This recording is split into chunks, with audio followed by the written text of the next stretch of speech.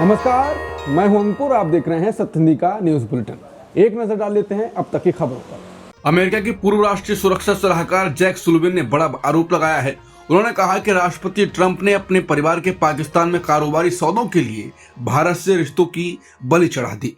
Sullivan ने कहा कि दशकों से अमेरिका दोनों दलों की सहमति से भारत के साथ रिश्ते मजबूत कर रहा था। टेक्नोलॉजी, टैलेंट, अर्थव्यवस्था और चीन की चुनौती का सामना करने में भारत अहम साझेदार है, लेकिन ट्रंप के समय ये रिश्ते कमजोर हुए। सुलिवान ने इसे अमेरिका की रणनीतिक हार बताया।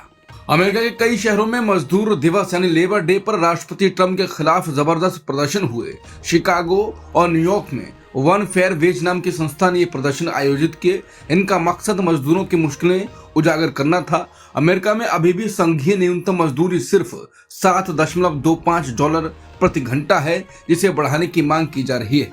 न्यूयॉर्क में ट्रंप के पुराने घर के बाहर प्रदर्शनकारियों ने नारे लगाए, ट्रंप मस्ट गो नाउ, यानी ट्रंप को अब जाना चाहिए। वहीं शिकागो में ट्रंप टावर के बाहर भीड़ ने नो नेशनल गार्ड और लॉक हिम अप जैसे नारे लगाए। इसके अलावा वाशिंगटन डीसी और सैन फ्रांसिस्को में भी बड़ी संख्या में लोग सड़कों पर उतरे।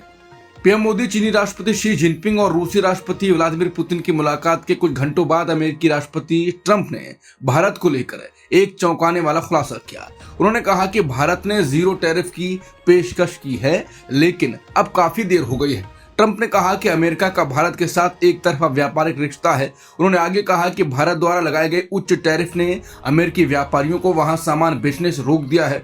ट्रंप ने इसको पूरी तरह से एक तरफा आपदा करार दिया। ट्रंप ने ट्रुथ सोशल पर एक पोस्ट में लिखा, बहुत कम लोग ये समझते हैं कि हम भारत के साथ बहुत कम व्यापार करते हैं, लेकिन वो हमारे साथ बहुत ज्यादा व्यापार करते हैं। दूसरे शब्दों में वो हमें भारी मात्रा में सामान बेचते हैं, जो उनका सबसे बड़ा ग्राहक है, लेकिन हम उन्हें बहुत कम बेचते हैं। अब तक ये पूरी तरह से एक तरफा रिश्ता रहा है और ये कई दशकों से ऐसा ही रहा है।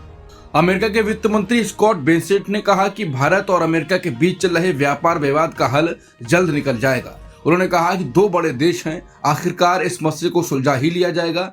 हालांकि चीन के तियानजिन में हुई शंघाई सहयोग संगठन समिट को उन्होंने खास महत्व नहीं दिया।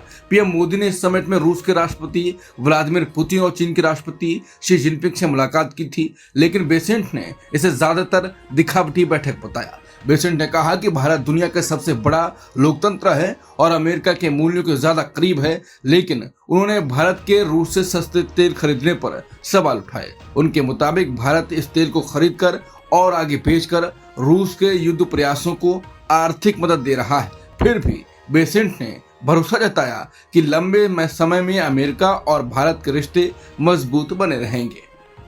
चुनाव आयोग ने सोमवार को कहा कि बिहार एसआईआर प्रक्रिया के दौरान तैयार मतदाता सूची के मसौदे में दावे, आपत्तियां और सुधार 1 सितंबर के बाद भी दाखिल किए जा सकेंगे।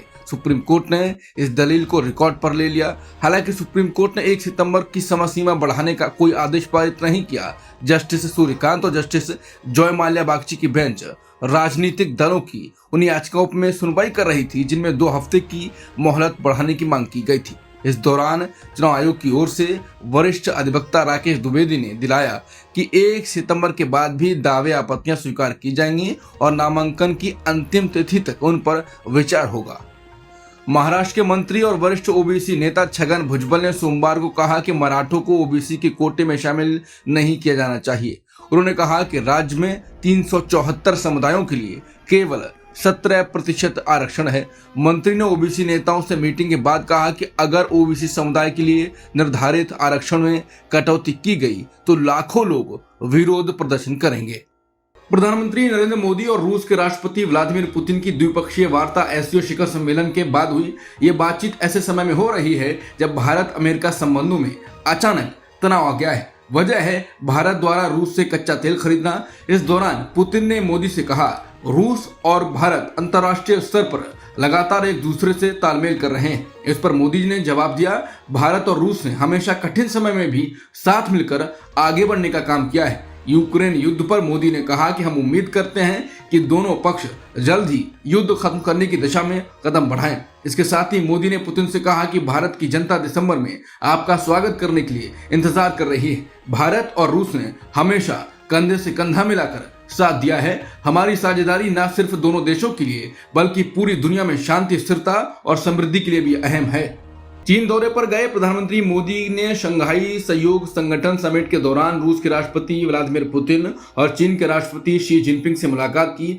तीनों नेताओं की बातचीत और मुस्कुराहट वाला वीडियो सोशल मीडिया पर वायरल हो गया है। पीएम मोदी और पुतिन को समिट के बाद एक ही कार में बैठकर द्विपक्षीय वार्ता स्थल जाते भी देखा गया। यह तस्वीर भारत रूस रिश्तों की मजबूती को दिखाती है। इसी बीच भारत में अमेरिकी दूतावास ने कहा है कि भारत अमेरिका की साझेदारी नई ऊंचाइयों पर पहुंच चुकी है। अमेरिकी विदेश मंत्री मार्को रूबियो के हवाले से दूतावास ने कहा, भारत और अमेरिका की स्थायी दोस्ती हमारे सहयोग की बुनियाद है और हमें भविष्य की संभावनाओं की ओर ले जा रही है। हालांकि जब भारत रूस और चीन दोनों से रिश्ते मजबूत करने की कोशिश कर रहा है, व्हाइट हाउस सलाहकार पीटर नवारो और ट्रंप प्रशासन के अन्य अधिकारियों ने एक बार फिर भारत पर यूक्रेन युद्ध का ठीकरा फोड़ने की कोशिश की है। शंघाई सहयोग संगठन की बैठक में प्रधानमंत्री मोदी ने आतंकवाद पर कड़ा संदेश दिया। चीन के तियानजिन में हुई 25वीं समिट में जहां पाकिस्तान के प्रधानमंत्री शहबाज शरीफ भी मौजूद थे, मोदी ने कहा, आतंकवाद किसी एक देश की नहीं, पूरी मानवता की समस्या है। मोदी ने जम्मू कश्मीर के पहलगाम आतंकी हमले का जिक्र करते हुए कहा कि भारत पिछले 40 साल से आतंकवाद की मार झेल रहा है। उन्होंने उन देशों का आभार जताया जो इस मुश्किल समय में भारत के साथ खड़े रहे। प्रधानमंत्री ने साफ कहा कि आतंकवाद पर डबल स्टैंडर्ड अब बर्दाश्त नहीं होंगे। उन्होंने कहा, यह हमला पूरी मानवता को चुनौती है। ऐसे में सवाल उठना लाजमी है कि क्या कुछ देशों द्वारा आतंकवाद को दिया जाने वाला खुला समर्थन स्वीकार किया जा सकता है। मोदी ने अपील की कि एससीओ के सभी देश मिलकर आतंकवाद का हर रूप और रंग में विरोध करें। पीएम मोदी ने चीन के राष्ट्रपति शी जिनपिंग से मुलाकात में आतंकवाद का मुद्दा उठाया। मोदी ने कहा कि भारत और चीन दोनों ही आतंकवाद के शिकार रहे हैं और दोनों देशों को मिलकर सीमा पार आतंकवाद की चुनौती से लड़ना चाहिए। विदेश सचिव विक्रम मिस्री ने बताया कि रविवार को तियानजिन में हुई इस द्विपक्षीय बैठक में पीएम मोदी ने साफ कहा कि आतंकवाद आज भी भारत के लिए सबसे बड़ी समस्या है और इस पर चीन का सहयोग जरूरी है। उन्होंने बताया कि पीएम मोदी ने सीमा पार आतंकवाद को प्राथमिकता वाला मुद्दा बताते हुए चीन से सहयोग की अपील की। हालांकि जब पत्रकारों ने पाकिस्तान और हाल की पहलगाम आतंकी घटना का जिक्र किया तो चीन के पाकिस्तान को दिए समर्थन पर कोई सीधा जवाब नहीं दिया गया। कांग्रेस नेता जयराम रमेश ने कहा है कि काफी समय से भारत चीन पर आतंकवाद को लेकर दोहरी नीति और दोहरी भाषा अपनाने का आरोप लगाता रहा है, लेकिन अब प्रधानमंत्री मोदी ने राष्ट्रपति शी जिनपिंग से कहा कि भारत और चीन दोनों ही आतंकवाद के शिकार हैं। अगर ये हाथी का ड्रैगन के सामने झुकना नहीं है तो और क्या है। इसमें भी बड़ी राष्ट्र विरोधी बात यह है कि प्रधानमंत्री मोदी ने अपनी बातचीत में चीन की पाकिस्तान के साथ ऑपरेशन सिंदूर के दौरान मिली भगत पर एक शब्द भी नहीं कहा, जबकि इसकी जानकारी खुद भारतीय सेना के बड़े अधिकारियों ने दी थी। खुद को 56 इंच का सीना बताने वाले नेता अब पूरी तरह बेनकाम हो गए हैं। उन्होंने 19 जून 2020 को चीन को क्लीन चिट देकर राष्ट्रीय हित के साथ विश्वासघात किया था और अब 31 अगस्त भी उनके तियानजिन में कायराना आत्मसमर्पण के तौर पर याद किया जाएगा। अफगानिस्तान में जबरदस्त भूकंप ने भारी तबाही मचाई है। तालिबान सरकार के मुताबिक अब तक करीब 800 लोगों की मौत हो चुकी है और 2500 से ज्यादा लोग घायल हैं। ये भूकंप रविवार देर रात 11:47 पर आया। सबसे ज्यादा नुकसान कुनार प्रांत के कस्बों में हुआ। दर्जनों इमारतें मलबे में बदल गईं। लोग हाथों से मलबा हटाकर अपने लापता परिजनों को ढूंढ रहे हैं। भूकंप के बाद कई आफ्टर शॉक्स भी महसूस की गए। ऑस्ट्रेलिया के तेज गेंदबाज मिचेल स्टार्क ने मंगलवार 2 सितंबर 2025 को अंतर्राष्ट्रीय टी20 से संन्यास की घोषणा की। 35 वर्षीय स्टार टेस्ट, वनडे और आईपीएल सहित घरेलू टी20 लीग के लिए उपलब्ध रहेंगे। मिचेल स्टार्क ने पिछले साल कैरेबियाई विश्व कप के बाद से कोई टी20 अंतर्राष्ट्रीय मैच नहीं खेला है। अब तक की खबरों में इतना ही। बाकी खबरों के लिए बने रहिए सत्य हिंदी के साथ।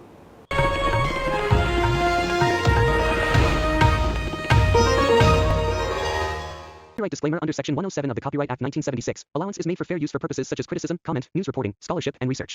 Fair use is a use permitted by copyright statute that might otherwise be infringing.